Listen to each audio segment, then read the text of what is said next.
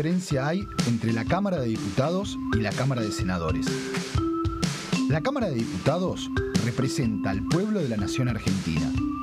Esto significa que las provincias más grandes y con mayor cantidad de habitantes tienen muchos más diputados que las provincias más pequeñas. La manera de establecer las cantidades es proporcional. La Cámara de Senadores representa a las provincias. Cada provincia envía 3 senadores al Congreso Nacional. El total de senadores es 72, dado que las provincias argentinas son 24. Este es un número fijo. Por ejemplo, la provincia de Buenos Aires cuenta con 70 diputados nacionales y la provincia de Tierra del Fuego con 5. Pero tanto la provincia de Buenos Aires como la de Tierra del Fuego cuentan con 3 representantes cada una en el Senado de la Nación. Cada 2 años, el Congreso Nacional renueva la mitad de sus diputados y 1/3 de sus senadores nacionales. El mandato de los senadores es de 6 años, mientras que el de los diputados es más breve, dura solamente 4 años.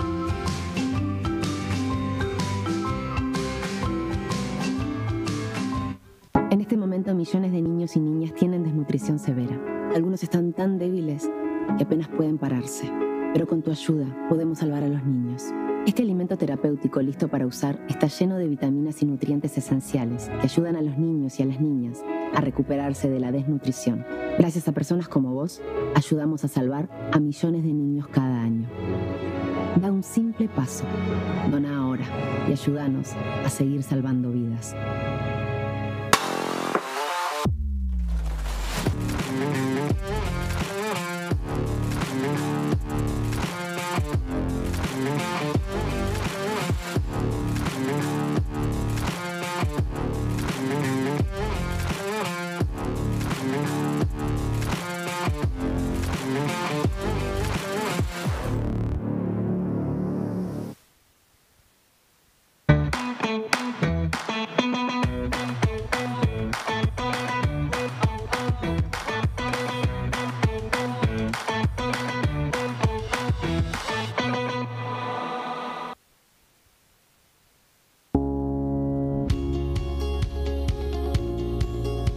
Cuando un proyecto de ley ingresa a la Cámara de Diputados, ya sea creado por un legislador, enviado por el Poder Ejecutivo o producto de una iniciativa popular, se trata primero en las comisiones correspondientes para luego ser tratado en el recinto por los diputados.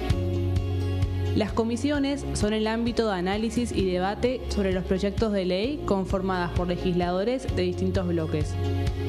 Hay 23 comisiones especiales que tratan temas específicos como el atentado de la AMIA y 45 permanentes que tratan temas vigentes como educación y salud.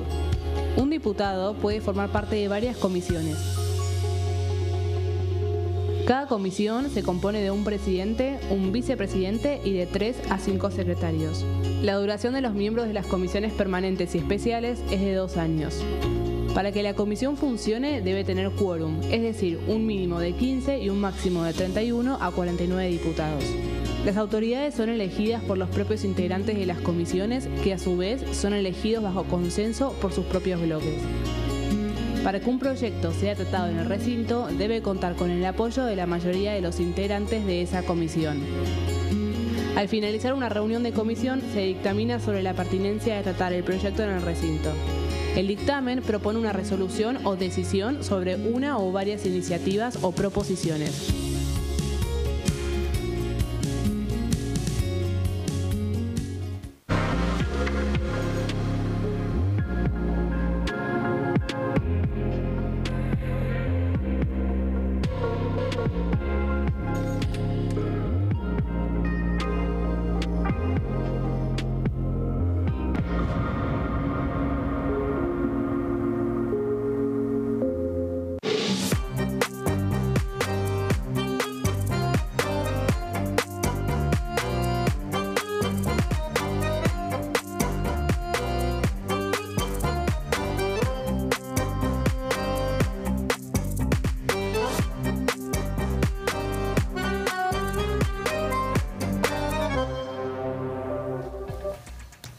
tal? ¿Cómo les va? Muy buenas tardes. Esto es Plenario, iniciando una semana que se prevé intensa en materia de comisiones, por lo menos con la novedad de que, a lo que veníamos, por lo menos no hay prevista una sesión, por lo menos 2 semanas consecutivas con sesiones veníamos, pero bueno, hay mucha actividad en comisiones, hay mucha actividad política, hay mucha expectativa puesta en particular en una reunión que va a haber mañana en el bloque oficialista respecto de, los problemas internos, una interna a cielo abierto que se está viviendo y la decisión que pueden tomar con una de sus integrantes, de las integrantes de esa bancada.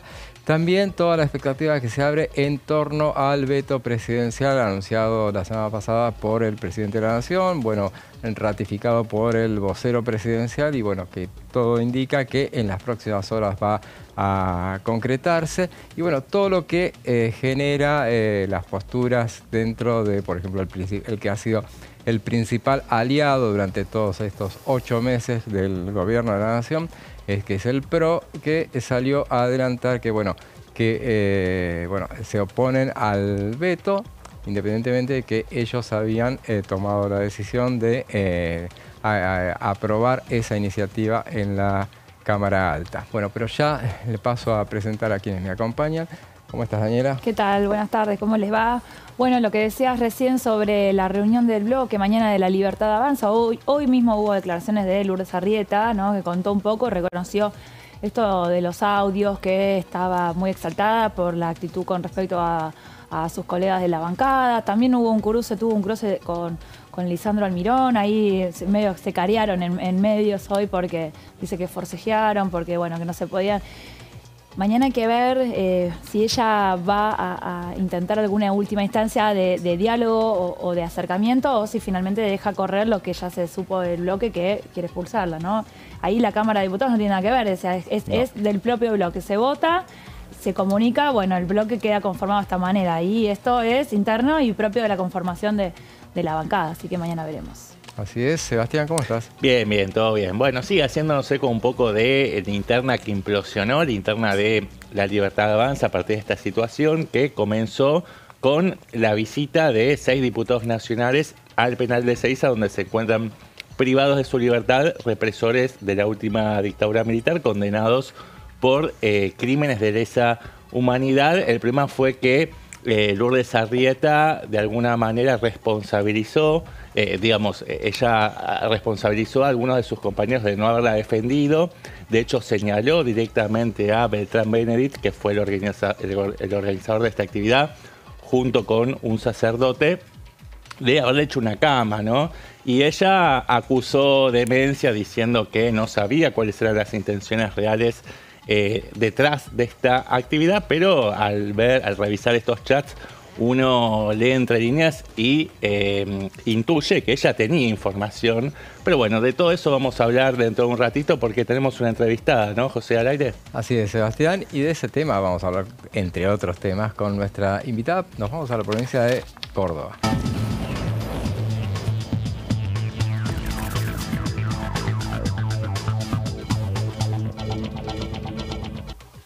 Y estamos en contacto con la diputada Cecilia Ibáñez del MID. ¿Cómo le va, diputada? José Di Mauro la saluda. ¿Cómo les va? Buenas tardes para ustedes. Bueno, diputada, venía escuchando seguramente lo que estábamos comentando acá, que es un poco esta interna a cielo abierto, la describíamos recién, que se está viviendo en el seno del oficialismo, donde usted es, de alguna manera, parte o la vivió en su momento, porque ya no integra el bloque oficialista, pero ¿cómo lo ve desde el MID esa situación que se está viendo ahora en el centro del bloque de La Libertad Avanza? Con asombro, con mucha cautela, porque nosotros pertenecemos a un partido democrático que yo expresamente he dicho mi razón de mi existir. Yo soy nieta de mi abuelo que estuvo detenido en el campo de la Ribera, es decir, que yo no hubiese ido a visitar nunca a ninguna de estas personas. No voy a firmar ninguna ley que vaya a condonar, absolver o una amnistía para esta gente. ¿Qué tal, diputada? Buenas tardes. Daniela Mosetic la saluda. Le quería preguntar por esto que estábamos hablando del veto presidencial, del anticipo que hizo el vocero Manuel Adorni sobre el veto de Javier Milei sobre el tema jubilaciones. ¿Ustedes cómo evalúan esto? Hubo un acompañamiento mayoritario y ahora la explicación desde el gobierno del rechazo, ¿no? Sí, nosotros votamos en contra de la ley, así que nosotros sabíamos que, bueno, va cumpliendo su palabra. Él dijo que lo que vaya a tener problemas para no cumplir con el déficit fiscal, él lo iba a vetar. En eso el presidente va diciendo lo que él va haciendo, lo que él había dicho que iba a hacer.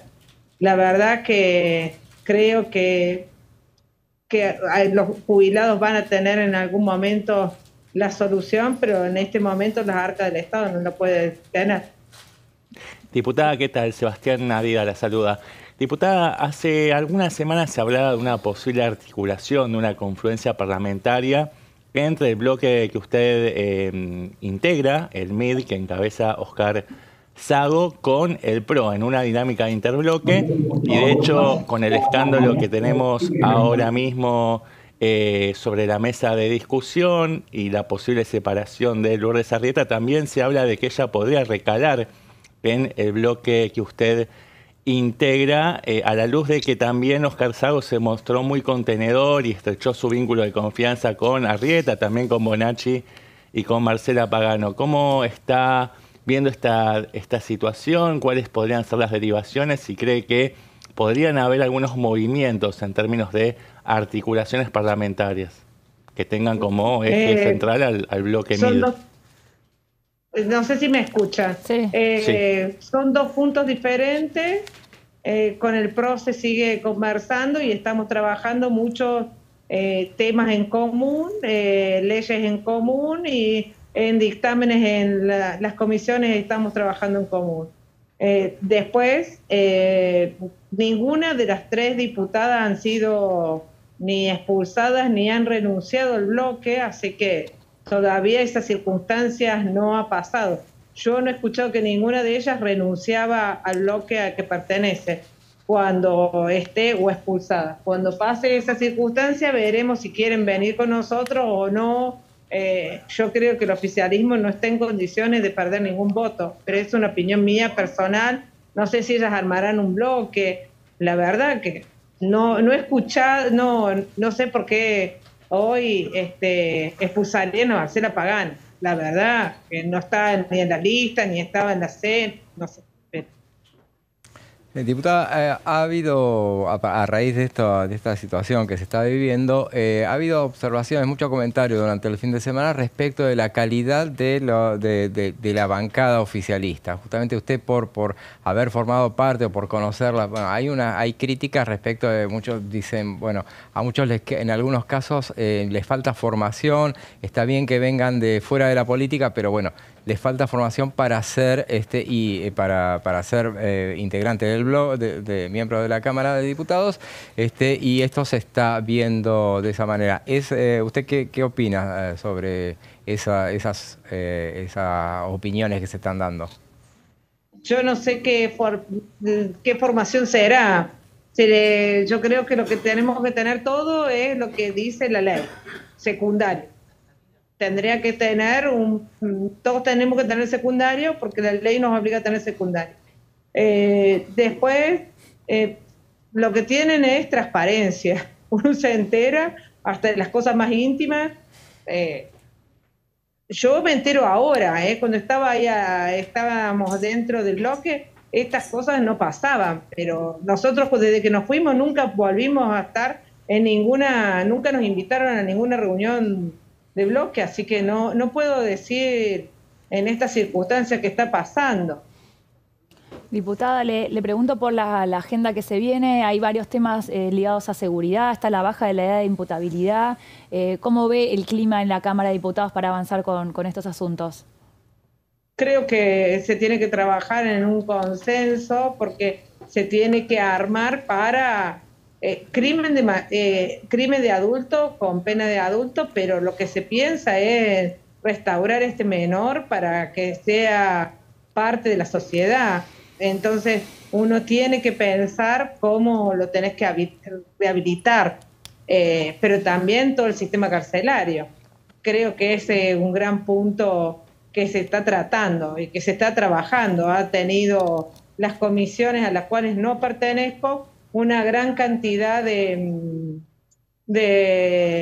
personas con alta capacidad y alta calidad intelectual que están exponiendo su mirada en el Congreso. Diputada, la oposición se juntó tanto en la Cámara de Diputados como en el Senado para votar la reforma del mecanismo de movilidad jubilatoria, ¿no? Lo que significó un duro golpe para el oficialismo, que tuvo que pagar ese costo político a través del veto presidencial de Javier Milei. De todos modos, está previsto un mecanismo institucional para revertir el veto bajo determinadas condiciones que son bastante rigurosas, que es una mayoría especial de 2/3, que ya se consiguió en el Senado y ahora la pelota está aquí en la Cámara de Diputados, donde hay que medir cuál es la correlación de fuerzas y se dice, es Vox Populi, de que los números están muy finitos, que están cerca de esos 171 votos. Bueno, ¿cómo está usted midiendo el pulso de esa construcción de mayoría y cuál es su mirada sobre esta polémica, ¿no? Sobre esta fórmula de movilidad jubilatoria que va a beneficiar a un conjunto de jubilados y jubiladas, pero también va a tener un impacto en las arcas fiscales? No, la fórmula es la misma, ¿eh? La fórmula es la misma y la misma que estaba en el decreto y la fórmula es la misma que el gobierno nacional se determinó. Lo que había la diferencia es el empalme de los 3 meses del comienzo del año, en una diferencia de un 8%, si no me equivoco, un 7,5%, que había en el desfasaje de la inflación. Que el bloque nuestro había dicho que ese desfasaje que estaba reconocido por el gobierno nacional tenía que encontrar la fórmula para devolvérselo a los jubilados, que está trabajando el gobierno. Esta es la realidad, eso se está trabajando. Entonces, es tiempo de esperar. Yo creo que sí se va a lograr y que sí va a tener una resolución favorable. Muy bien, diputada, le agradecemos mucho, la liberamos ya, sabemos que está llegando a Buenos Aires y bueno, le mandamos un saludo muy grande. Muchas gracias. Voy a decir una sola situación. Yo presentamos con el bloque un proyecto para pedir una aclaración porque tuvimos una amenaza de bomba el viernes en el Congreso, especialmente en el premio de Cutica. Entonces creo que esto puso en peligro a los empleados, a la gente que fue. Teníamos más de 300 personas, teníamos la gente, es la primera vez que se daba un premio a un artista plástico de la categoría y el renombre de Cutica, que fue una pena empeñar semejante acto nacional con una parte que terminamos, se lo di en la avenida Rivadavia. Pero yo espero que estas cosas no sucedan nunca más, que se investigue y que se logre mirar quién es el autor de esto que nos empañó todo. A nosotros, a los empleados, fue un trabajo de muchísimo esfuerzo. La Dirección de Cultura, la Dirección de... especialmente ellos, con la directora Andrea Barbieri, habían hecho un trabajo impecable. También la dirección internacional, parlamentaria, todo. Entonces teníamos muchísima gente para que un hecho se esclarezca y sobre todo por la seguridad de los empleados de la casa. Así que era algo que quería decir.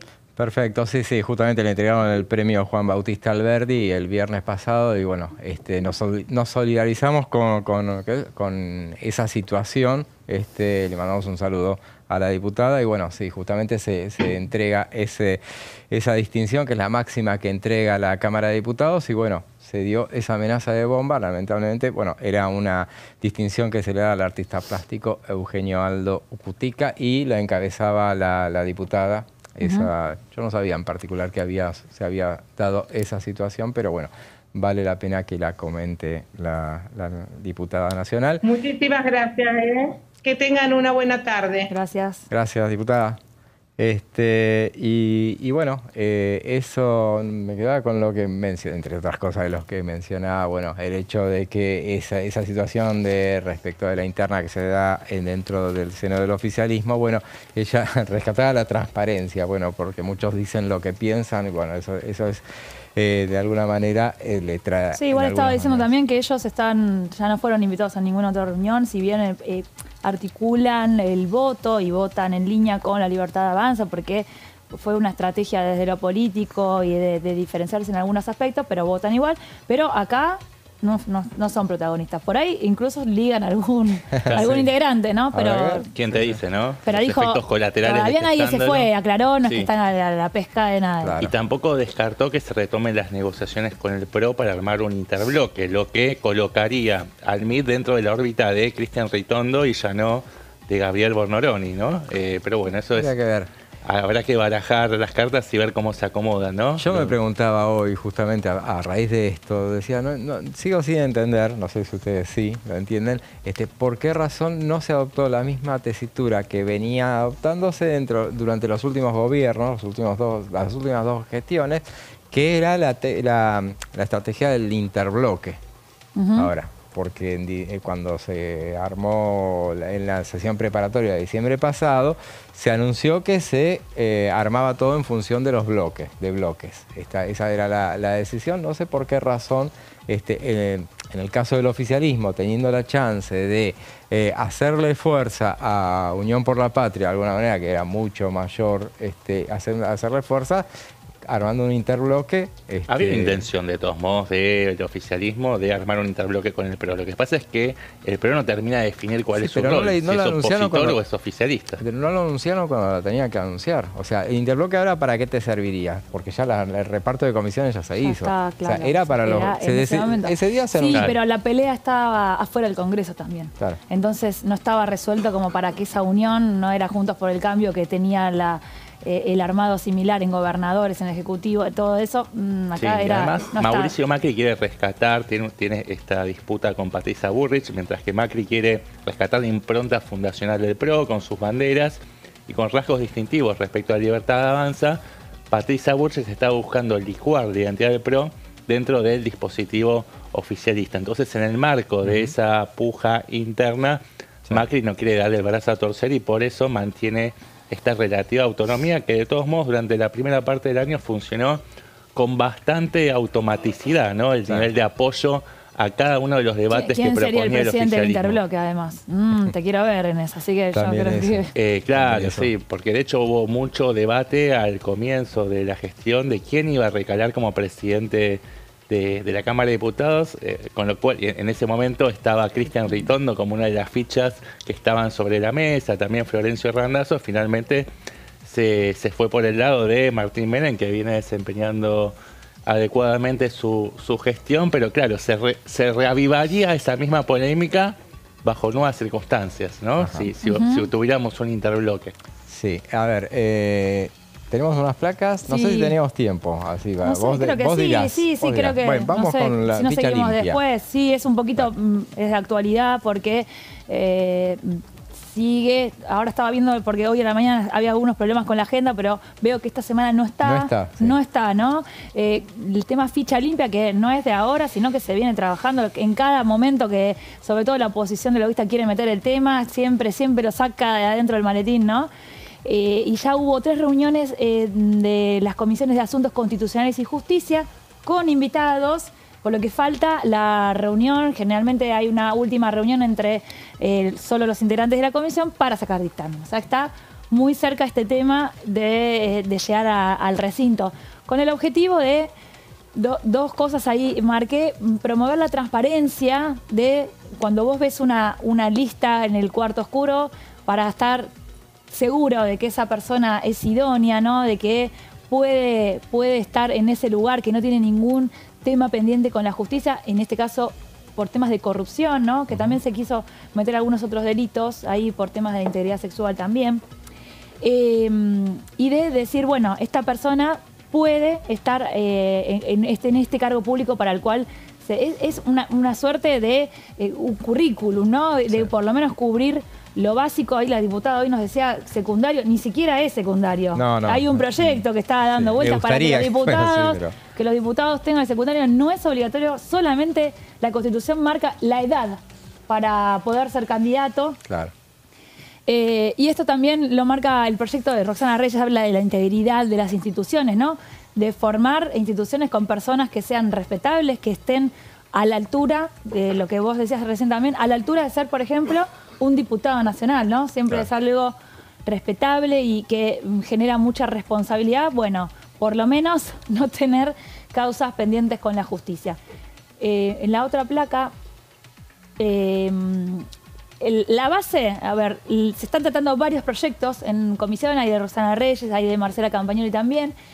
La base es que evitar que los condenados por corrupción puedan postularse para cargos públicos. La idea es que tengan un historial libre de delitos y condenas. Esto es ficha limpia, ¿no? Como lo dice, es la manera de que le encontraron más marketinera de denominar este proyecto y que todos lo entendemos de esa manera. ¿Por qué? Porque podés pensar que un legislador no tiene el mismo nivel de administración, pero en todos están dando vuelta a los fondos públicos, ¿no? Claro. Un intendente, por supuesto, tiene más manejo de dinero que un senador, ¿no?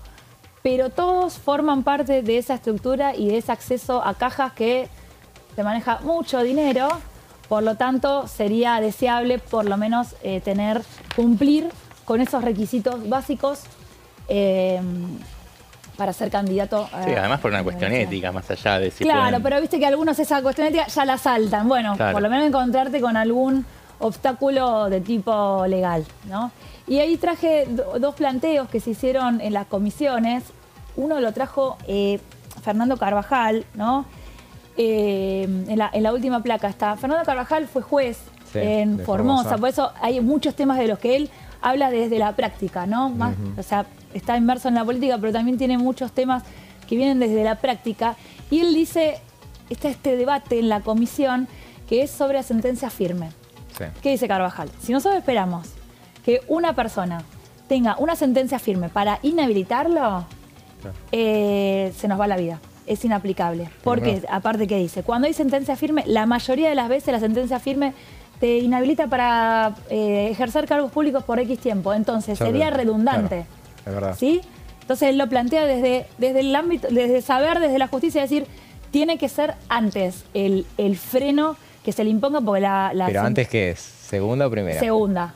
Exacto. No tiene que estar firme, sí tiene que haber ahí seguida y vuelta, pero... Sí, hay proyectos que están desde la mera denuncia, ¿no? Desde la imputación de esos son los más bueno, eso se lo vio el otro día en la audiencia del hijo, ¿no? Le decían, tenés 3 denuncias abiertas. Bueno, pero no se resolvieron ni a favor ni en contra mío, ¿no? Por supuesto. Por supuesto. Y el otro tema que también se plantea desde Unión por la Patria, que hubo otra discusión en la comisión, es... someramente, ¿no? Esta restricción en la representación.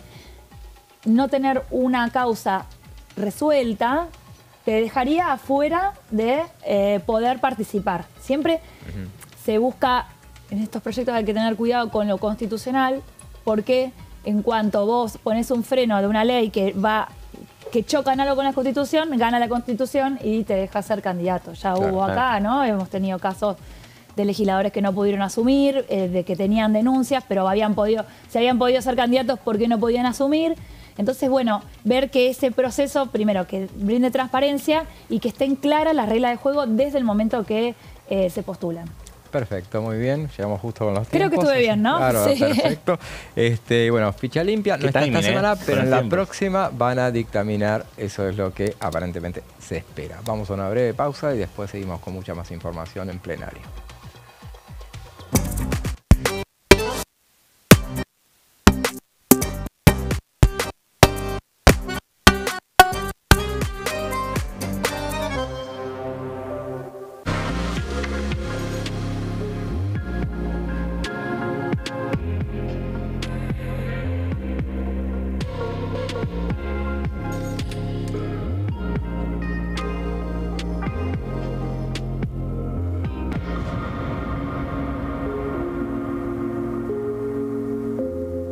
En este momento, millones de niños y niñas tienen desnutrición severa. Algunos están tan débiles que apenas pueden pararse. Pero con tu ayuda podemos salvar a los niños. Este alimento terapéutico listo para usar está lleno de vitaminas y nutrientes esenciales que ayudan a los niños y a las niñas a recuperarse de la desnutrición. Gracias a personas como vos, ayudamos a salvar a millones de niños cada año. Da un simple paso. Dona ahora y ayúdanos a seguir salvando vidas.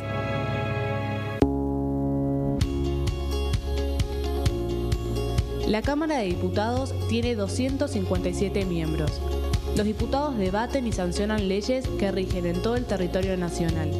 Algunas de las más importantes son el presupuesto de gastos generales del Estado, el Código Civil, el Código Penal, la forma en que se rige el trabajo, las jubilaciones, entre tantas otras. Además, controla y hace un seguimiento de las políticas del Poder Ejecutivo a través de la visita de diferentes funcionarios o el pedido de informes, así como la posibilidad de realizar juicios políticos a los funcionarios. La duración de los mandatos de los diputados es de 4 años y pueden ser reelegidos indefinidamente. Desde el momento en que asumen y hasta el final de su mandato, no pueden ser acusados, interrogados judicialmente, ni molestados por las opiniones o discursos que imitan desempeñando su mandato. Son requisitos para ser diputado tener al menos 25 años, 4 años de ciudadanía argentina y haber nacido en la provincia por la que se postula o haber residido en ella los 2 años precedentes. Se agrupan en bloques que expresan partidos políticos o afinidad ideológica. Existen también los monobloques integrados por un solo diputado.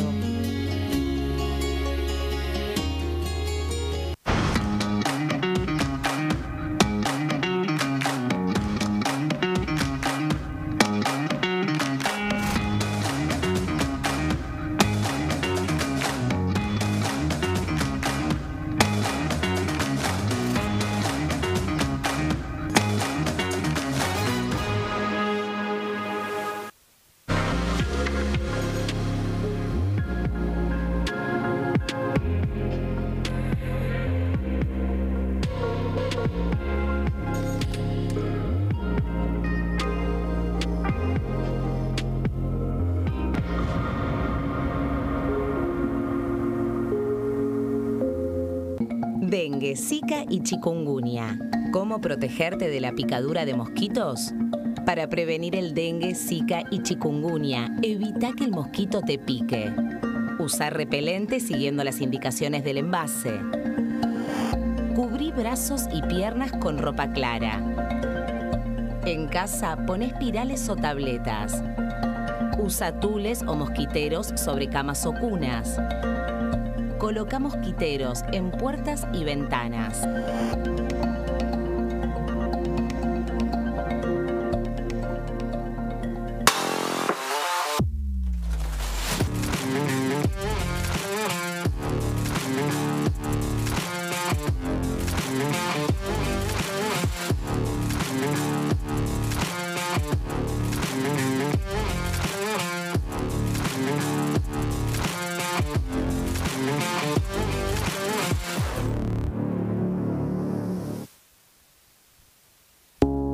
Las sesiones son el espacio donde los diputados debaten proyectos de ley para su aprobación, modificación o desaprobación. En una misma sesión se pueden tratar varios proyectos de ley. Desde el 1 de marzo, cuando el presidente las inaugura, se desarrolla el periodo de sesiones ordinarias. Entre el 1 de diciembre y el 28 de febrero se extiende el periodo de sesiones extraordinarias que solo pueden ser realizadas a pedido del presidente de la Nación. En el recinto, el bloque oficialista se dispone a la derecha del presidente de la Cámara, el bloque opositor mayoritario a la izquierda y en el centro los bloques con menos cantidad de integrantes.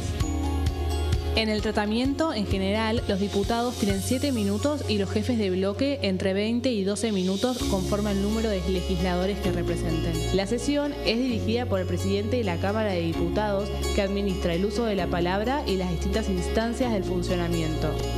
A la izquierda del presidente está el secretario administrativo, a la derecha el secretario parlamentario y debajo de él están los taquígrafos, que registran cada uno de los testimonios.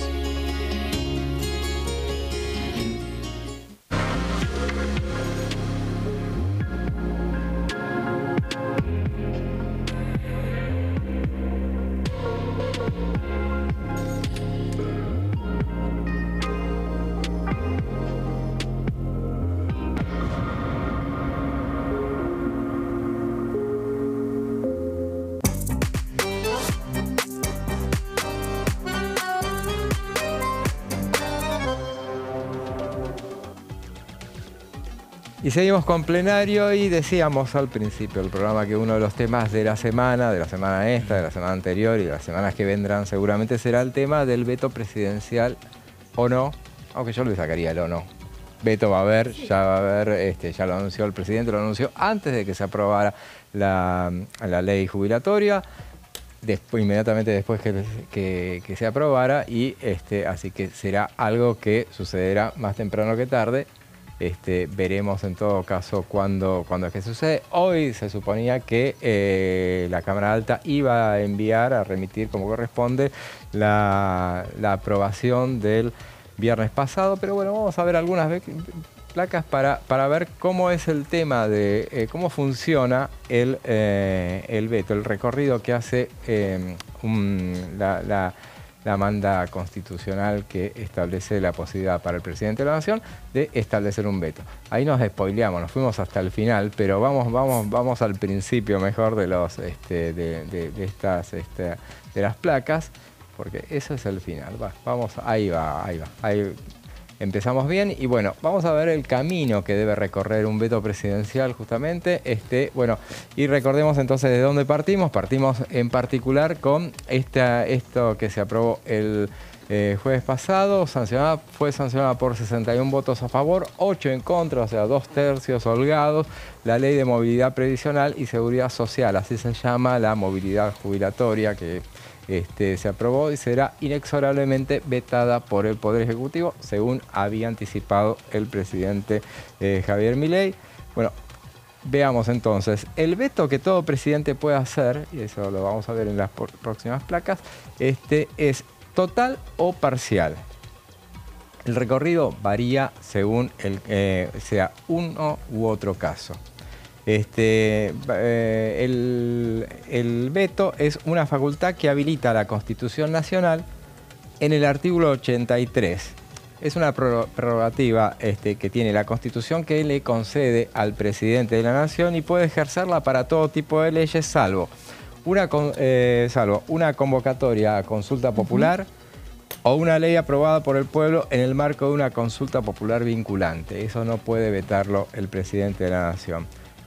También, recordemos entonces que, establece cuando desechado, ¿qué dice el artículo 83 de la Constitución? Dice que desechado en el todo o parte un proyecto por el Poder Ejecutivo, vuelve con sus objeciones a la Cámara de Origen, esta lo discute de nuevo y si así lo confirma por mayoría de 2/3, pasa otra vez a la Cámara de Revisión. Bueno, eso es más o menos lo que establece. Sí, se había hablado que el gobierno había deslizado que iba a haber veto para aquellos los artículos que ponían en riesgo el déficit, que eran 2, 4 y 10, me parece que es lo que también habían formado parte del acuerdo, ¿no? Para tener mayor cantidad de votos. Después el presidente el viernes mismo dijo, es completo. Es completo, claro. Sí, hoy lo reafirmó el vocero presidencial Manuel Adorni, que el veto iba a ser total y no parcial. Claro, él repite lo que había dicho el presidente de la Nación. Entonces, plazos para vetar, 10 días. 10 días. Que son, lo mismo que para promulgar, digamos. Promulgar, claro. Si vos dentro de los 10 días tenés la posibilidad de vetar. El otro día nos preguntábamos cuál es el plazo que tienen las cámaras para, en todo caso, reaccionar ante un veto. No tienen plazo. Si no reaccionan... queda vigente. Claro, no. El veto. El veto, claro. Sí. Pero pueden hacerlo en cualquier momento si lo desean. Pero las cámaras no tienen plazos entonces para intervenir, en este caso. Y el veto se comunica a cuál es el recorrido que empieza. En todo caso, empieza con la Cámara de Origen. El veto se comunica a la Cámara de Origen, el proyecto. En este caso, bueno, si vamos a ir al caso puntual que nos ocupa, es la Cámara de Diputados. Sí. Debe pasar por comisiones antes de llegar al recinto. Y ahí decimos sí, pero hay cuestiones en particular. Primero vamos a decir, si el veto es parcial, tendría que pasar por la bicameral de trámite legislativo. Eso es lo que sucede, que es lo que muchos le insisten al presidente que lo haga, que no sea total, que no insista con el veto total, porque es más difícil de rechazar, aunque yo creo que va a ser, en definitiva, el veto no va a ser rechazado, pero eso es al margen, es una presunción solamente. Si el veto es parcial, entonces tendría que pasar por la bicameral de trámite legislativo, que le hace un control de constitucionalidad, en este caso. Y ahí pasa al recinto.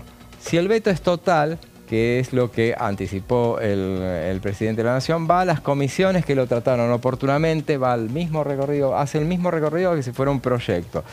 Requiere que resuelvan, que se dictamine, pero no se le toca nada. No es que no se le modifica nada, obviamente. Si fuera directo al recinto, necesitaría los mismos 2/3, o sea, para ser tratado. No le cambia nada, es solamente un formulismo que pasa por la comisión y va solamente para ahí. Solamente a lo mejor dilata los plazos de resolución. Claro, es para que en el recinto, no, de buenas a primeras, no te digan la semana que viene, bueno, vamos a rechazar el veto ya. No, bueno, que haga un recorrido. Pero bueno, es lo mismo que el DNU también.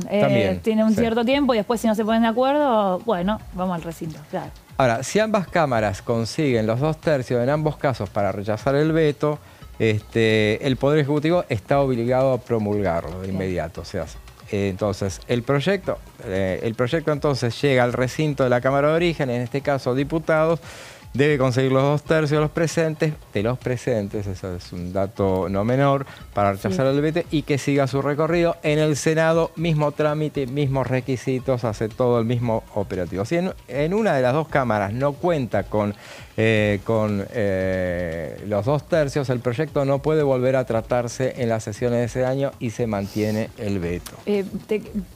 Hago consulta porque es el momento.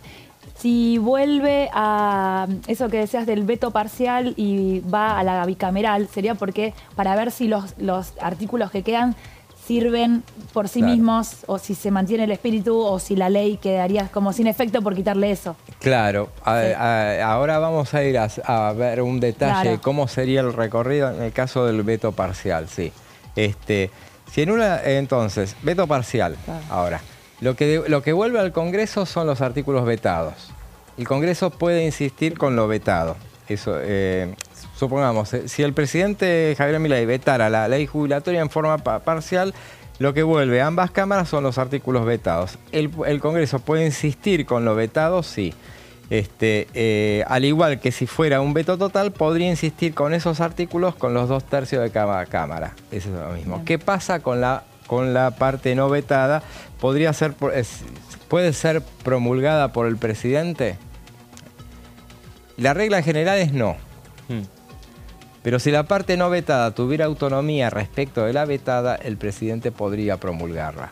O sea, ya por estos días podría estar promulgando para lo que pasa es que se tiene que esperar a que esté entera. Claro. O sea, no ir promulgando partes puntuales. Sí, de hecho, sería un poco desprolijo, ¿no? Sí.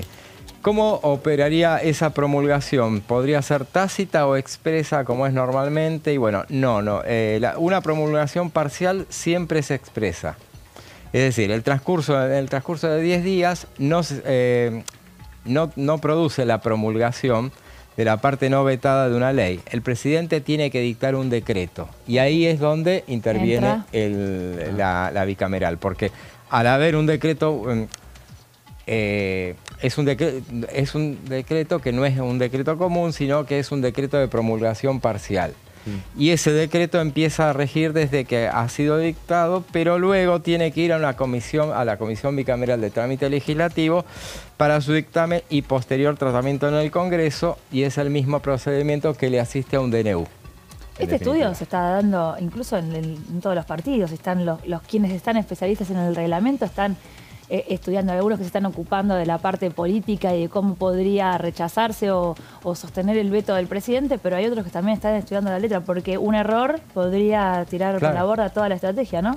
Así es, y por eso muchos le insisten. En realidad, aparentemente, los recaudos que están tomando todos los bloques así para analizar qué hacer, están de más, porque en realidad viene un veto completo. Entonces, pero bueno, sí, hay que estar atento a si fuera un veto parcial, que por eso insistimos. En muchos casos, para darle elementos, por ejemplo, a los eventuales aliados, de decir, bueno, no te lo voy a vetar en definitiva porque bueno, es un veto parcial, etcétera. José, ¿y vos por qué intuís o sospechás que se va a poder sostener el veto presidencial?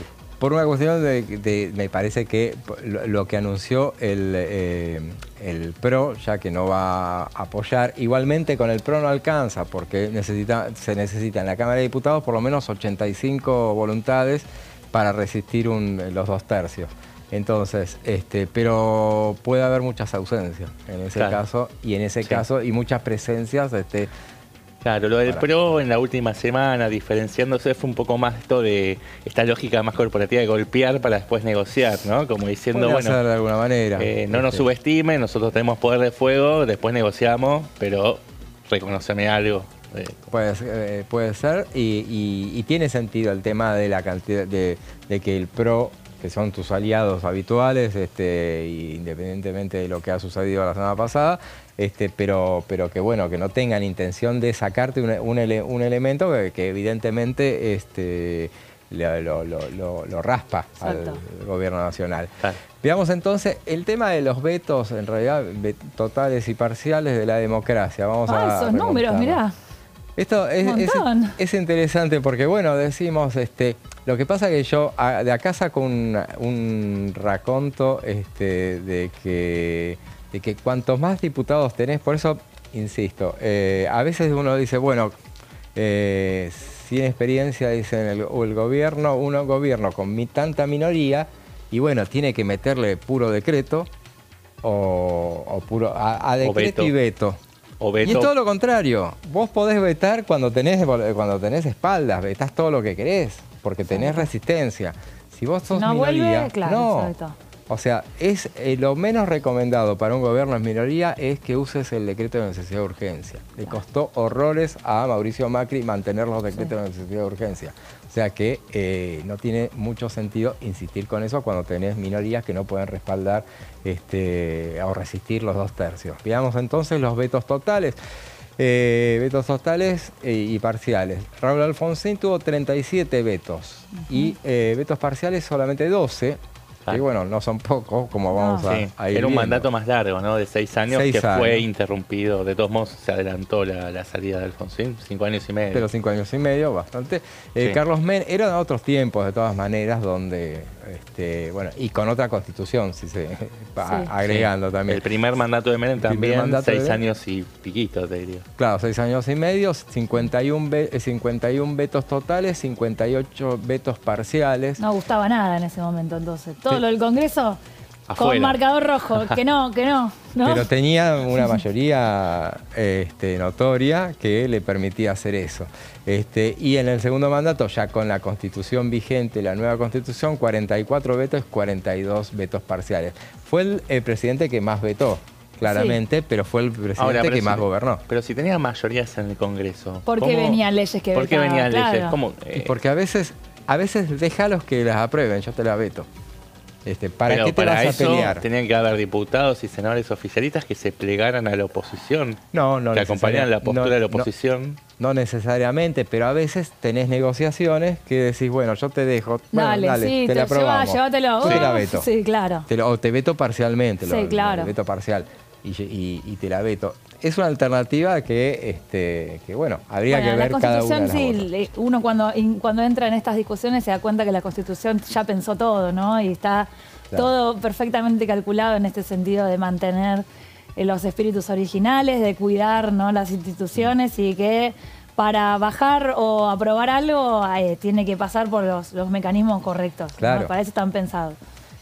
Fernando de la Rúa, estuvo menos, muy poco. En proporción, de la Rúa y Duhalde son los que más vetos. Marcador aplicaron. rojo. Sí, por el tiempo que estuvieron. Más de la Rúa. De la Rúa estuvo 2 años. 2 años, claro. Sí. Y Duhalde un año y medio. Un año y medio, sí. De la Rúa 26 votos, otros tiempos, otras circunstancias. Recordemos de la Rúa cómo terminó. 20 vetos parciales. Duhalde 13 vetos totales. Yo por una cuestión de cábala hubiera vetado uno menos o uno más, pero no dejarlo en 13. 24 vetos parciales. Y bueno, y llegamos a Néstor Kirchner, que sí, fue el último presidente que usó a destajo, o no tanto, pero lo usó bastante, la herramienta menos que del los veto. anteriores, ¿no? 13. Hay como una escalera descendente, por lo menos en lo que vemos la tabla hasta este momento. Sí, 13 vetos y vetos parciales el doble, 26. Y llegamos a Cristina Kirchner, 2 vetos solamente durante su primer mandato y 18 vetos parciales. Uno de esos vetos me acuerdo que fue el 82% móvil. justamente, y el otro no me acuerdo. A mí la descender, el que baje el número institucionalmente me parece que es correcto. O sea, sí, es deseable, ¿no? Claro. Y además del respeto de la división de poderes también. Yo creo, en eso le asisto un poco también al papel del periodismo tan denigrado en los últimos tiempos. Pero, viste, la lupa puesta tanto en los presidentes. Miren todo la repercusión que se le está dando a este veto que todavía no ha sucedido. Sí. Pero como es algo que en definitiva conspira contra la voluntad popular de las cámaras, en definitiva, se usa menos. Segundo mandato de Cristina no lo usó, ni veto a mí total, me parece ni que es veto parcial. lo que planteaba Seba por ahí en contraposición con Menem, Cristina Kirchner en ese segundo mandato con los números también muy generosos, el momento de máximo esplendor del 54% y todo eso. Sí, eso fue entre 2011 Entonces, y 2013. ahí sí se da la lógica que decimos, ¿no? De la mayoría parlamentaria y que todo lo que sale está bien. Claro, era como se decía peyorativamente la escribanía, entonces claro. Ahí pones un tapón para que la oposición no te pueda sacar ninguna ley. Claro. Con Macri hubo un veto importante, no recuerdo cuál había sido. El primero fue el de los 5, el primero fue el más notorio, que fue el de la ley antidespido. Ah, es verdad, esa fue. Y al día siguiente de que había aplicado el veto, anunció el veto. Al día siguiente que se había aprobado, anunció el veto en un acto que tuvo en Cresta Roja, ¿se acuerdan? En compañía de la entonces gobernadora María Eugenia Vidal. No me acuerdo. Y ahí anunció, pero fue así. Macri también usó los decretos políticos, designó jueces de la Corte por decreto, ahí ya, por eso, ¿no? Viendo nosotros ahora cómo se está dando el proceso para designar jueces de la Corte, bien pensado por la Constitución y por todo el funcionamiento de las cámaras, en consonancia con el Ejecutivo, algo indica que por decreto no pueden salir. No se puede hacer, claro, pero fue un día vamos a analizarlo. ¿Te gustaba? Sí, pero aparte, en definitiva terminaron siendo aprobados, pero bueno. Por las buenas, claro, no por el costado. Pero ahí fue a ver quién la tiene más larga. Mirá, bueno. Bueno, entonces nada cambió, está bien, está perfecto. Nada cambió. ¿Y Beto? Y Beto no vetó. A Alberto Fernández, con el perdón de la palabra, no tuvo vetos totales, tuvo 13 vetos parciales, eso sí. Y que recordemos, aclaremos que el veto parcial es algo que, te corrijo esto, te corrijo lo otro. Esa chicana de que se incorporó algún artículo a último momento por la negociación y así como vino se fue. Te sacamos eso y después, y aparte por el hecho, porque uno dice, tiene todo el tiempo del mundo el Congreso de la Nación para vetarlo, ¿por qué no sucede más seguido? Porque nadie tiene los 2/3. O sea, es difícil, no es sencillo. Por eso yo digo, con esta gestión, muchos advierten de que no es gratuito el tema de que te apliquen los 2/3 de manera tan fácil como ha sucedido en las últimas semanas. No es algo normal, no es algo recomendable para cualquier gobierno. El gobierno y el oficialismo lo está sintiendo acá, esa minoría que tiene, esa falta de legitimidad que tiene, lo lleva. Más allá de que nosotros le encontremos algún otro motivo puntual, puede ser la visita a los genocidas, puede ser algún proyecto en particular, este hecho de que no son fuertes los hace pelear entre ellos también. Sí, explica eso porque el Ejecutivo le dice, pero escúchame, ¿cómo puede ser que dejaron pasar esto? Y sí, no somos 40. Más que esto no podemos. Entonces ahí empiezan a tirarse culpas, se van monobloques, se separan, se expulsan. Entonces lleva a eso, ¿no? Sí, de todos modos, en la primera parte del año había encontrado una ingeniería para, si bien siguen siendo una franca minoría, rodearse de un primer anillo concéntrico, ¿no? De alianzas que de alguna manera generaba una especie de extensión del dispositivo oficialista, ¿no? Sí. Como un primer anillo con el PRO como aliado y un segundo anillo con la UCR y Hacemos Coalición Federal, que después devino Encuentro Federal, que funcionaba como una forma de salvaguardar esas cuestiones y que después no te puedan voltear. Están pasando la cuenta y parece que no está pagando el gobierno, ¿no? Claro. Algunas de esas cosas. Claro, exactamente. Ellos lo que están diciendo es que, hubo servicios prestados que no fueron debidamente recompensados o retribuidos y ahora le están pasando la factura marcando posiciones, a veces también especulativamente, ¿no? Como lo que vimos en el PRO. Sí, es un poco lo que se está dando, pero recordemos entonces con anteriores gestiones, por ejemplo, cuando el Cambiemos tenía, por ejemplo, o Juntos por el Cambio durante la gestión anterior, celebraba el hecho de que en el Senado por lo menos habían, tenían minoría, siempre el Senado fue un coto del peronismo en general, salvo hasta que perdió finalmente la mayoría que mantuvo durante décadas. Pero durante la gestión anterior, lo que celebraba Juntos por el Cambio era que tenía poder de fuego para neutralizar los 2 tercios. Vaya si lo conseguían con eso, porque evitaba todas las cosas que necesitan 2 tercios en el Senado, que eran designación del Procurador General de la Nación, designación de jueces para la Corte. Entonces, eso le alcanzaba para neutralizar todo. Entonces, todo gobierno, cuando muchos dicen, bueno, este gobierno el año que viene, cuando tenga una muy buena elección, va a tener mayoría, no va a tener mayoría. Ni siquiera ni en esta ni en la siguiente, por más bien que le vaya.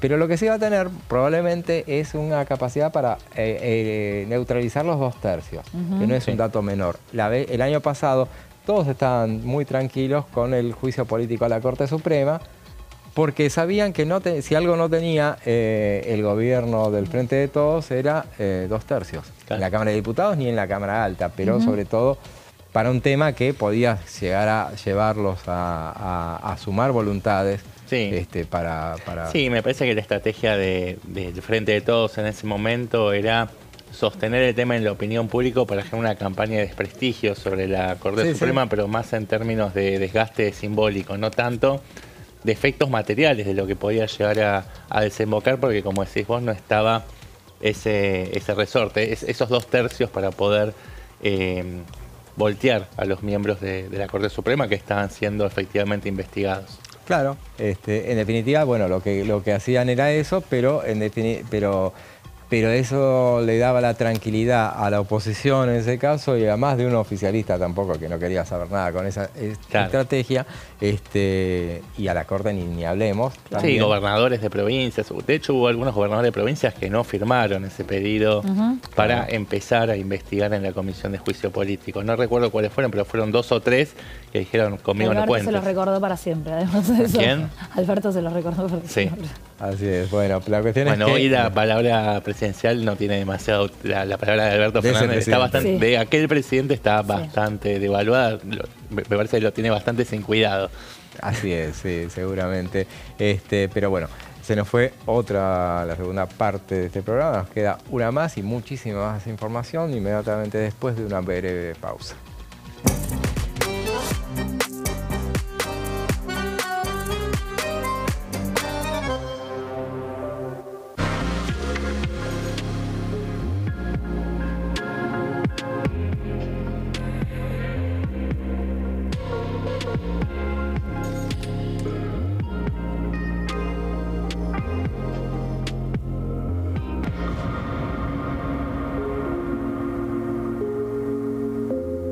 En este momento millones de niños y niñas tienen desnutrición severa.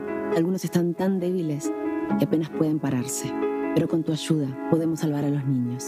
Este alimento terapéutico listo para usar está lleno de vitaminas y nutrientes esenciales que ayudan a los niños y a las niñas a recuperarse de la desnutrición. Gracias a personas como vos, ayudamos a salvar a millones de niños cada año. Da un simple paso. Dona ahora y ayúdanos a seguir salvando vidas.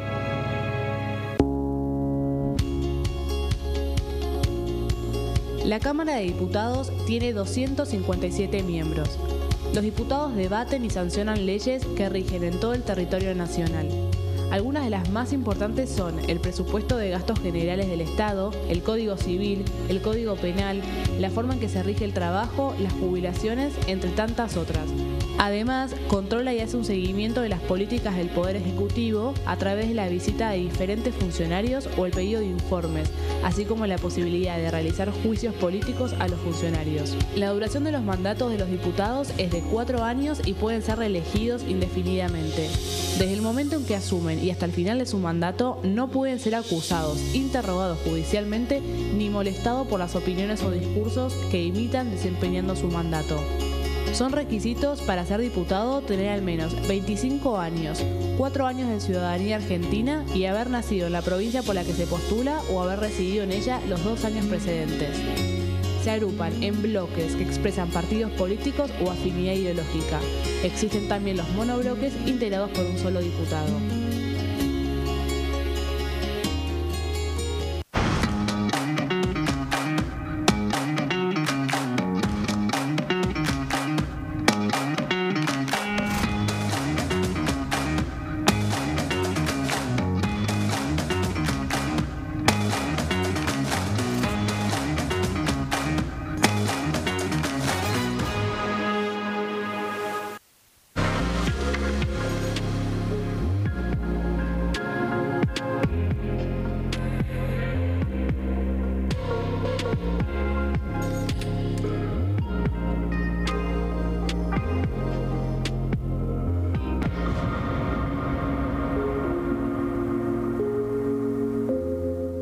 Dengue, Zika y chikungunya.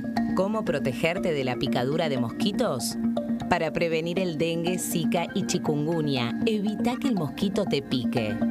Usar repelente siguiendo las indicaciones del envase.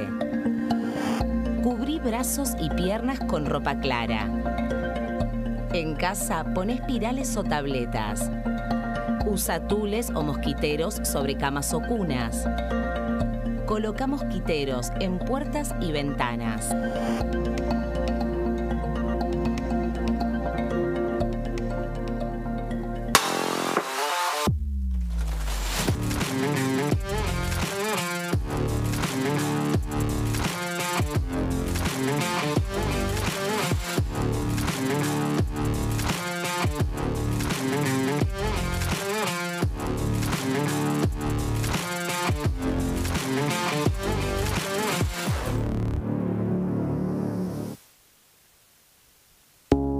Las sesiones son el espacio donde los diputados debaten proyectos de ley para su aprobación, modificación o desaprobación. En una misma sesión se pueden tratar varios proyectos de ley. Desde el 1 de marzo, cuando el presidente las inaugura, se desarrolla el periodo de sesiones ordinarias. Entre el 1 de diciembre y el 28 de febrero se extiende el periodo de sesiones extraordinarias que solo pueden ser realizadas a pedido del presidente de la Nación. En el recinto, el bloque oficialista se dispone a la derecha del presidente de la Cámara, el bloque opositor mayoritario a la izquierda y en el centro los bloques con menos cantidad de integrantes. En el tratamiento, en general, los diputados tienen 7 minutos y los jefes de bloque entre 20 y 12 minutos conforme al número de legisladores que representen. La sesión es dirigida por el presidente de la Cámara de Diputados, que administra el uso de la palabra y las distintas instancias del funcionamiento. A la izquierda del presidente está el secretario administrativo, a la derecha el secretario parlamentario y debajo de él están los taquígrafos, que registran cada uno de los testimonios.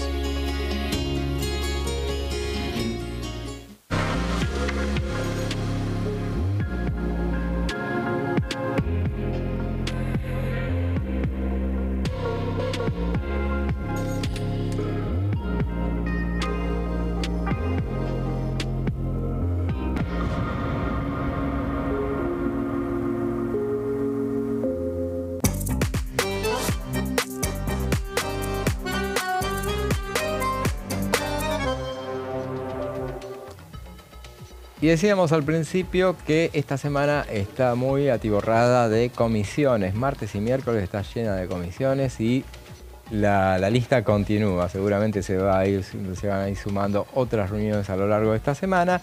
Entre ellas el miércoles, tenemos un miércoles donde ya se anuncia el inicio del debate de un tema como juicio por jurado, nada menos. Un mandato constitucional pendiente que finalmente arranca a las 14 horas.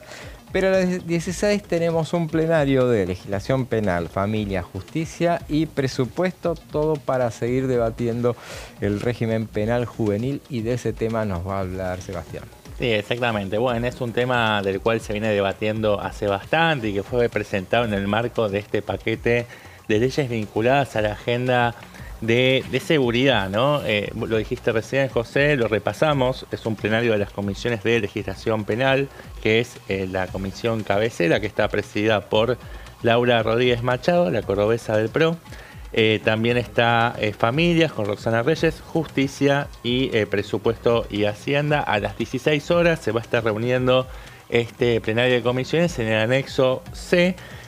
Bueno, es una iniciativa en la cual venía trabajando la cartera de Justicia, que está a cargo de Mariano Cunio Libarona, para generar un cambio, una reforma en el régimen penal juvenil o en lo que se conoce como el régimen de minoridad, de manera tal de llevar la edad de imputabilidad, que actualmente está fijado el estándar en los 16 años, a los 13 años. Es un salto bastante significativo porque, por ejemplo, en la gestión de Mauricio Macri también se había generado un debate importante que finalmente no prosperó, pero en aquel momento se definió que la rebaja en el piso de responsabilidad penal iba a ser de tan solo un año, de 15 años. Ahora la gestión de La Libertad Avanza, a cargo de Mariano Cunio Libarona, lo está llevando a 13 años, que es un cambio de paradigma bastante importante y que pondría a la Argentina en línea con los modelos de otros países de la región, como por ejemplo Uruguay, ¿no?, que fijó su edad, el piso de responsabilidad penal en 13 años. Hay otros países, como por ejemplo Brasil y México, en los cuales Argentina o la administración de Milei busca espejarse, donde la edad de imputabilidad es desde 12 años. Después tenemos otros países que fijaron la edad de imputabilidad de los 14 años y de hecho hay todo un abanico de proyectos presentados por diputados de bloques, sobre todo dialoguistas, de la oposición dialoguista, que plantean llevar esta edad de imputabilidad a los 14 años, que es un poco una cifra de consenso y que de hecho, si existiera una mesa de negociación entre el oficialismo que propone este objetivo de máxima de 13 años con los anhelos de la oposición dialoguista, se podría llegar a una cifra de consenso en 14 años como piso en la responsabilidad penal. Bueno, la idea de este proyecto es, tiene dos aristas. Una arista es más de tipo punitiva, con todo un repertorio de sanciones que en un ratito vamos a repasar, pero también tiene una arista más vinculada a la integración social, ¿no? Tiene un objetivo de fomentar un sentido de responsabilidad social y legal de los menores de edad, de los menores entre los 13 y los 17 años, sobre los actos que cometen, ¿no? Y buscar también la reinserción y la resocialización de estas personas, porque son generaciones muy vulnerables que son quienes van a ser protagonistas en las próximas generaciones.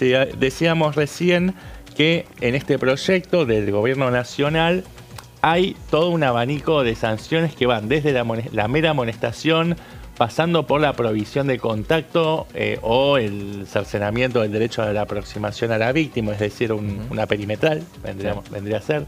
La prohibición en la conducción de vehículos, ¿no?, que te retiren el permiso para conducir. La prohibición de salir del país.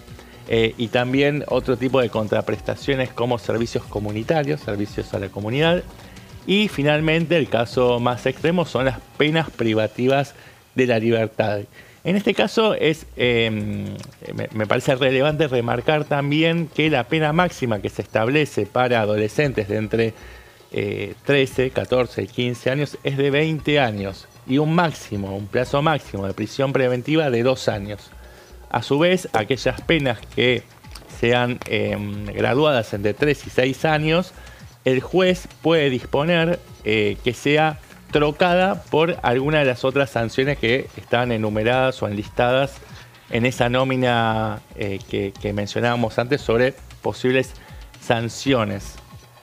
Después también este proyecto, como decíamos antes, tiene una arista vinculada a la reinserción social, y por eso se proponen medidas complementarias como la supervisión periódica de un equipo interdisciplinario para ir monitoreando la evolución de estos menores de edad, la asistencia a programas educativos, también programas de formación ciudadana, la concurrencia a actividades deportivas y algunas otras medidas que tienden justamente a la resocialización de estas personas, para que no quede solamente en una cuestión de castigo, ¿no? Porque eso puede generar a la postre una situación que recrudezca.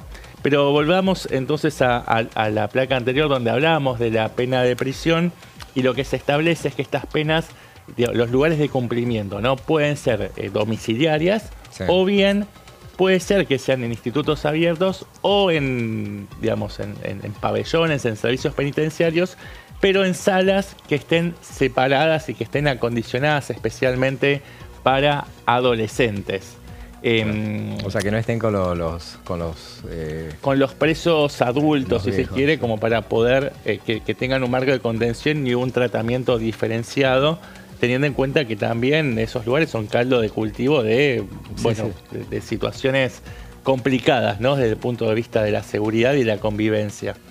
Decíamos entonces que la pena máxima estipula es de 20 años y el juez puede reemplazar el juez puede admitir la libertad condicional para estos adolescentes cuando la persona condenada haya cumplido las 2/3 partes de la pena. En cuanto a las medidas complementarias, me había faltado también, actividades de capacitación laboral, actividades deportivas y obviamente terapia y tratamientos médicos y sí, psicológicos. Antes habíamos hablado un poco de lo que es la legislación comparada, tratando de establecer algunas comparaciones, valga la redundancia, con países de la región que tienen regímenes de minoridad diversos, ¿no? Argentina junto con Cuba son los únicos 2 países de Latinoamérica que tienen este piso en la edad de imputabilidad en los 16 años, después a los 14 años están Chile, Colombia y Perú, 13 años, y seguimos bajando, ¿no? En la escala, sí, Guatemala, Nicaragua y Uruguay. Ya casi robar caramelo, ¿no? Sí, ya guardería directamente, sí, a los 12 años Brasil y México, y bueno, el caso más del paroxismo, ya si se quiere, es Granada y Trinidad y Tobago, que son países, son islas en el Caribe. A los 7 años, esto llama poderosamente la atención, pero bueno, son realidades que desde acá son muy difíciles de escrutar. Sí. Un poco lo que decía la diputada Marcela Campagnoli, ella paradójicamente propone bajar la edad de imputabilidad a los 14 años, pero al mismo tiempo ella daba una serie de argumentos que desaconsejaban, aplicar mayor severidad en el castigo, ¿no? Sí.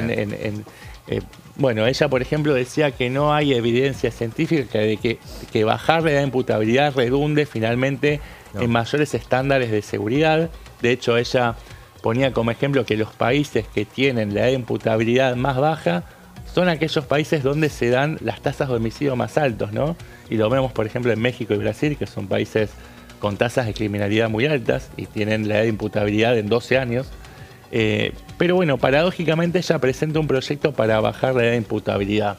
Claro. También había un proyecto de Santilli, bastante en línea con el del gobierno, pero más morigerado, ¿no? Él proponía bajar la edad de imputabilidad a los 15 años, también establecer penas máximas de 10 y ya no de 20, a excepción de los delitos de homicidios y delitos contra la integridad sexual, donde la pena se puede elevar a los 15 años. Y después también tenemos un proyecto de López Murphy, que muy parecido al del Poder Ejecutivo, para bajar la edad de imputabilidad a los 13 años. Esto fue la semana pasada en la última reunión plenaria de comisiones, y bueno, esto es una reunión más y ya nos vamos acercando a la etapa de la firma de los dictámenes. Veremos cuándo se resuelve, pero esto es en resumidas cuentas el repaso de este proyecto del oficialismo y todo un abanico de propuestas, especialmente de la oposición derguista, pero también hay un proyecto de Ramiro Gutiérrez de Unión por la Patria para ver si se pueden complementar, de buscar una síntesis entre las distintas propuestas que tenga posibilidades concretas de avanzar en el recinto. Claro, esas son las propuestas que hay. Hasta ahora entonces son reuniones informativas. ¿Todavía quedan invitados? ¿Queda instancia de invitados? Me parece que ahora hay una última ronda de invitados y después va a haber un plenario más para la discusión propia de los autores de los proyectos. Pública y mediática sobre este tema, porque pero me parece que como que la coyuntura se va llevando y va avanzando el proyecto. Va avanzando el proyecto. Ya la semana pasada los autores de los proyectos pudieron defender los principales lineamientos. Hubo una última ronda justamente de especialistas invitados a disertar y volcar sus puntos de vista sobre esta cuestión, pero ya me parece que en el próximo debate... Sí, me parece que estábamos acostumbrados también antes de, durante el kirchnerismo, a que se sometían al debate y si impulsaba un proyecto lo defendían en todos los ámbitos y veíamos, el gobierno en este caso no hay voces, no tenemos voces que salgan más que la ministra o algunos, ¿no? No hay voceros de los temas, por ejemplo, en esto. Los ministros, y no es que estamos todos los días escuchando en medios, por ejemplo, defendiendo el proyecto. Camina en Congreso. Lo que está ocurriendo, y quizás el rasgo de gestión de Martín Menem, de la Libertad Avanza, es que se están dando muchos debates simultáneos y de repente, y todos con un nivel de trascendencia bastante alto. Entonces uno es como que termina tapando al otro y no es que se pueden concentrar todas las miradas sobre uno. Entonces se termina desdibujando la atención sobre determinados proyectos, teniendo en cuenta la multiplicidad y heterogeneidad de los proyectos que están en discusión y que se dan todas las semanas. Antes, digamos, todos los cartuchos se terminaban usando en un solo tema, entonces habían voceros designados. Claro, pero habría una especie de cambio de clima o es un tiempo en el cual este tipo de proyectos tiene más asentamiento dentro de la opinión pública, entonces más aceptación. Está claro, a mí me parece que está claro que esto no va a mejorar la seguridad. Me parecería también que no es la intención, o sea, no vas a ser más seguro porque los chicos de 13 años puedan ir presos, sino solamente es sacar de circulación o de alguna manera a esas personas, a esos chicos, a esos menores peligrosos.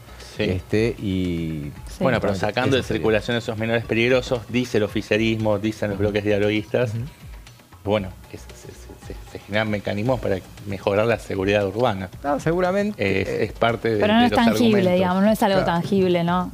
Eso hay algunos, Diego Santilli, por ejemplo, puso algunos datos del Ministerio Público de la provincia de Buenos Aires. Él hablaba de que aumentó, eran datos oficiales, ¿no?, de este organismo público, y decía que en la comparativa entre el 2022 y 2023 aumentó un 8% la cantidad de homicidios a manos de jóvenes, de adolescentes de 15 y 16 años.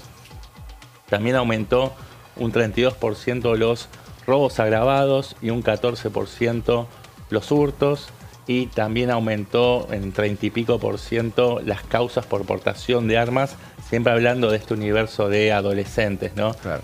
Como que hay una serie de argumentos que alimentan la necesidad de generar una reforma sobre el sistema, sobre el régimen penal juvenil. Pero no había una masa crítica en gobiernos anteriores, ni siquiera en el macrismo, que tenía algunas líneas similares, había una mirada más punitivista en algún punto, pero no alcanzó porque venías de un clima de época, una hegemonía cultural previa que todavía permeaba sobre un sector importante de la sociedad y no alcanzó para llegar a fondo con este debate. Después, gobernó Alberto Fernández, eran temas que obviamente era un gobierno que era refractario a que pudieran avanzar este tipo de agendas, y ahora se retoma con mucho impulso por la administración de Javier Milei, donde ya no tenés solamente al oficialismo, sumás también a los bloques dialoguistas que en algún momento fueron oficialismo bajo la gestión de Macri. Claro. Nombramos 3 veces a Alberto Fernández. Por varios motivos, por distintos motivos. Pero bueno. Y todavía no hablamos del ascensor ni nada de eso. Es que la verdad que comparativamente hay un montón de diferencias. Y acá en el Congreso también lo estábamos viendo, en las distintas gestiones, la impronta que le da uno y otro. Lo que pasa es que también Alberto Fernández fue una continuidad de los gobiernos de Cristina, entonces ya estábamos muy acostumbrados a cierta lógica que caminaba, y ahora hay cosas que nos las volvemos a preguntar, ¿no? Y que tenemos que volver a revisar algunas cosas porque no necesariamente eran así, por default. Pensábamos que sí, pero ahora se cuestionan otras cosas, ¿no? Claro. Tenemos que ver qué pasa cuando quieren echar un diputado de un bloque, tenemos que ir a estudiar, ¿no? A ver qué pasa. A propósito de echar a diputados del bloque, no es una práctica absolutamente común. Y remontándonos en el tiempo, hay que ir a casi 30 años. Bueno, porque se van, en realidad. Sí, se van y o los hacen ir, claro. Es lo que pasó con Oscar Sago, que se fue y se llevó junto a él a nuestra entrevista. Pero si vamos a casos que echaron gente, ¿saben a quién fue la última que yo me acuerde que hayan echado? Cristina. Ah. La habían echado del bloque del Senado, la echaron porque se había opuesto a... Y había armado, entonces había armado su alternativa. Claro, eso fue a finales de los 90, en la época de Menem, ¿no? En 97, año Claro. 97, y se armó un bloque, Santa Cruz se llamaba, Claro. con el senador Ludueña en ese entonces, pero Sí. si no hay caso, no te echan en general. No te Sí, no es echan. la manera más prolija de poder resolver una interna partidaria, ¿no? No, Siempre es seguro. mejor tratar de Públicamente no te echan, te Sí, invitan, ¿no? Y bueno, Los había hartado. los había hartado. A la Cine y compañía. Paultroni también está la misma... En la No sé misma si, línea, ¿no? no Sí. sé si está con un pie y medio afuera como Arrieta. No. Otra persona que está en la mira es Rocío Bonacci, que había sido también una de las arrepentidas. Ella participó también de Sí. esos grupos de WhatsApp donde se organizaron estos tour al penal de los represores, pero decidió no ingresar al pabellón cuando se enteró quiénes eran los personajes que iban a visitar. Hay quienes dicen que ella fue quien sacó la foto. Sí. No me consta, pero también es una de las que pataleó bastante en los medios, Sí, incluso con se algunos despegó. señalamientos críticos. No llegó al extremo de denunciar penalmente y judicialmente a sus propios compañeros. Y quien permanece en una situación conflictiva dentro del bloque, no es muy querida por quienes pertenecen al ala más dura del mileísmo, es Marcela Pagano, que ya venía complicada desde que había reclamado al principio la vicepresidencia del bloque para ejercer una suerte de vocería, y más aún después de haber haberse proclamado como presidenta de la Comisión de Juicio Político, Claro. cuando Martín Menem había bajado la convocatoria de esa reunión de comisión y bueno, hubo un desconocimiento de eso. Eso generó un cisma importante, pero finalmente ella logró administrar la situación para quedar dentro del bloque, no renunció, no quiso renunciar, mejoró sus vínculos con algunos de sus compañeros, pero quedó enemistada con el ala más dura. Sí. Sí, sí. Ahora, lo que vos decías de los 80 y que había... En los 80 no se hablaba tanto mediáticamente de algunos temas y no había la mira del periodismo porque también eran muy pocos los canales, ¿no? Recién Sebastián decía que hay una discusión por unos chats, ¿no? Si escucharan, ¿no? Algunos popes del Congreso de los 80 que se están peleando por unos chats, la verdad es que se vuelven a morir, ¿no? Claro, sí, ¿De qué están hablando, no? Pero ahora estamos viendo las capturas de pantalla, si sabía o si no sabía a dónde iba, bueno, todo ese análisis, ¿no?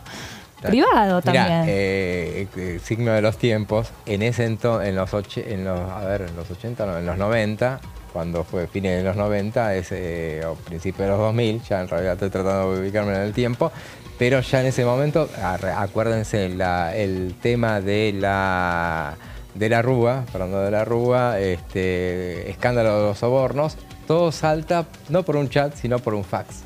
Un fax, bueno. Fue en ese momento que había recibido Antonio Cafiero y que hablaba de sobornos en el Senado. Pero viste que el fax después, si lo dejabas un tiempo, se borraba, Claro, porque sí. era por calor, entonces era como el Telegram, digamos. Quisiera, claro, es verdad. Ahora nada resiste un archivo porque tenés las No. capturas de pantalla de un WhatsApp. Es así, es así. Pero ahora está la inteligencia artificial que bueno, también... uno puede imaginar que, bueno, en la reunión de comisión, estaba mirando en el cronograma, el jueves que viene hay también actividad en comisiones y hay una comisión que se va a reunir 2 veces, a las 10 y a las 14. No entiendo por qué. Sí, estaba tratando, mientras que estaban hablando, estaba tratando de determinar eso porque... La legislación de trabajo. Sí, pero dice lo mismo, en 2 lugares distintos, a las 10 y a las 14, Claro, pero porque no hay diferencia en la... No, es lo mismo.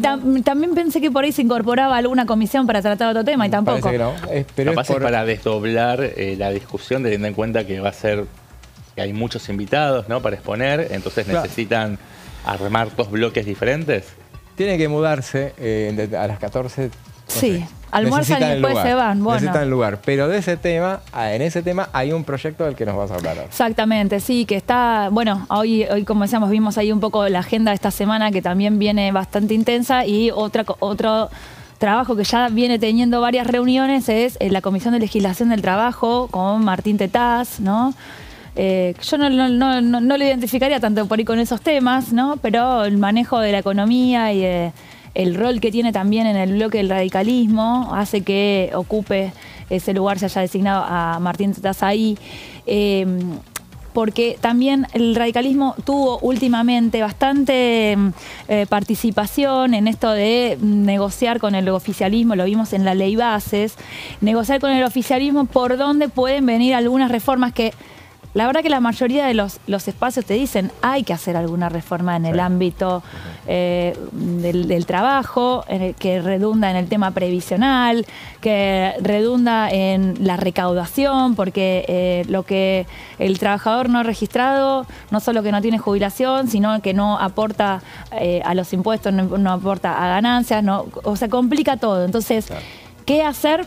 Los empresarios también te dicen es muy difícil contratar, la gente no le gusta o no se siente cómoda no teniendo seguridad teniendo solo un monotributo. Entonces, todos, pero las aristas que defiende cada espacio no son las mismas. Entonces ahí chocan y estas comisiones son generalmente es más, el kirchnerismo se había enojado en una de las reuniones, o sea, son reuniones largas, sobre temas que la verdad que no tienen confluencia muchas veces, porque son de proyectos de base. Entonces, unos piensan una cosa y otros no hay como una confluencia.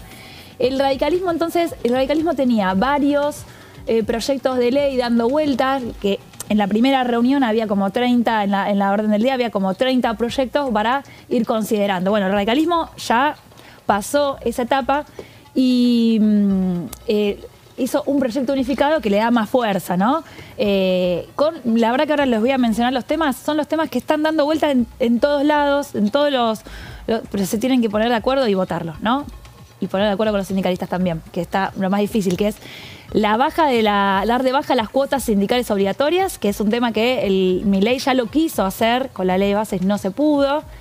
Limitar las reelecciones de los sindicalistas, otro tema que en la teoría muchos lo defienden, pero en la práctica vemos sindicalistas que están atornillados a los sillones, ¿no? O sea, sería un mandato de 4 años y una eventual reelección como máximo.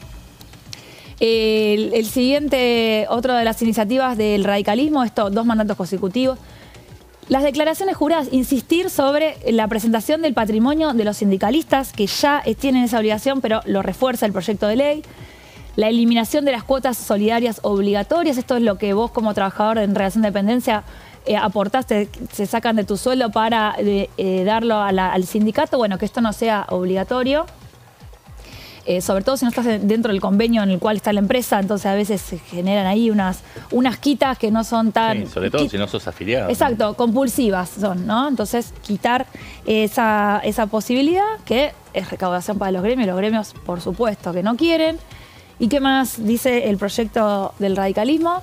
Eso, publicación obligatoria de los informes financieros. ¿Qué hace con la plata los sindicatos? Sería para escribir, ¿no? Libros y libros, ¿no? Claro.